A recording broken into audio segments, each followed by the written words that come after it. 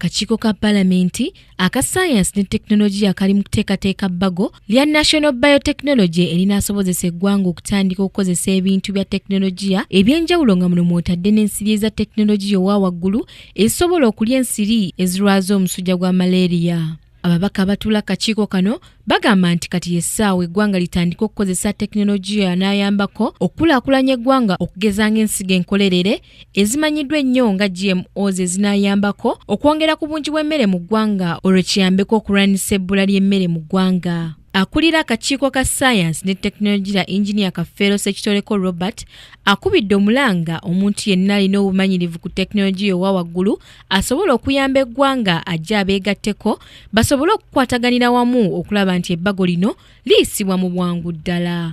Tukubiriza buli muntu yenna eyali agadde okubaako kyayagala kigende mu tteeka lino erya biotechnology ne biosafety ajje atubuulire. Tekyetaagisa kubanga oli mu organization oba mu company ne oba muntu kinnoomu oba mulimi nga gwomanyi gw'olima ebintu bino olina kyewali agadde tukiteeke mu tteeka jangu kitubuulire.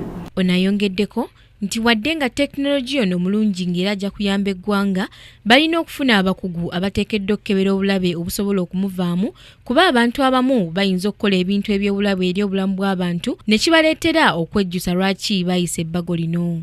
Singa tunaabawo etteeka ne tubakkiriza okuleeta bye bakoze ku katale gavumenti neeteefuteefu okulaba nga ekugira abo ababikozesa obubi ekiyinza otuviiramu obulabe. Kyovudora nga mbateeka wano ku nninga minisita w'ebyobulamu agambye agenda kunziramu mu kiwandiiko kyagenda okuwandiika akakiiko kakitunulemu kubanga ebyogeddwa bingi.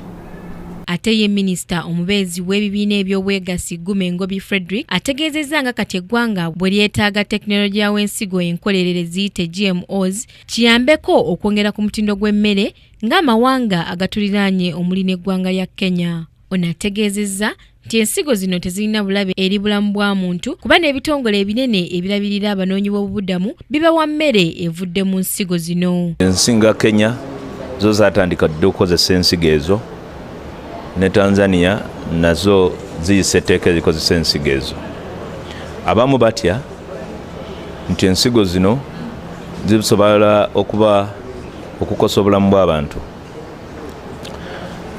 N'ekirala bagamba tumanya ensigo zino baba bazikozesezza mubaamu ebizibu ebirala ebijja. Naye ffe tugamba nti mu Uganda bw'otunulira ensingo eno n'otegeera nti tulina East African Community, n'ensinga Kenya, Tanzania, ate twogera ku East African Common Market.